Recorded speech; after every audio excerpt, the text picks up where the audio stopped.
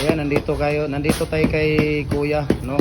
Ang ginagawa po ni Kuya ay number 4 po na hollow blocks. Kuya, ano ang timplada mo dito? Ilang karatilya na buhangin? Anim sa sako. 6 sa isang sako. May painsan, isang karatilya. Walang painsan. Screensan lang lahat. Oo. Tapos ilang tawag dito Kuya? Isang sakong simento. Oo. Tapos ang molasses mo, Sabay, nagtatapos ng kwan. ilang cans na molasses yung sardinas na maliit? Tatlo. Tatlo. Oo. Tapos ang timba mo, ilang timba na tubig? Tatlo. 3 timba na tubig. Oo. Ilang piraso ang palabas? 130. Ayan, 130. So sa sino pang hindi nakapag-follow ng Facebook page natin, follow na po kayo. Jim Hardware ang Kukulamber po Magasandig branch. Jim Hardware ang Kukulamber ang concrete products. Ganito ang branch.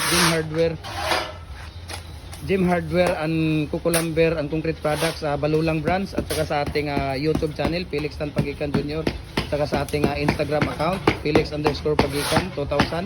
At saka sa ating personal Facebook page, Facebook account, Felix Tan Pagikan Jr. Para updated po kayo sa mga video natin. Ayan si Kuya. So ulitin ko po, ang ginagawa ni Kuya, commercial na hollow block.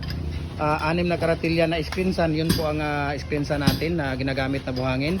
Tapos tatlong timba na tubig, 3 cans na molasses yung maliit, isang sakong simento. 130 po ang palabas natin sa commercial. Kuya, thank you so much ha.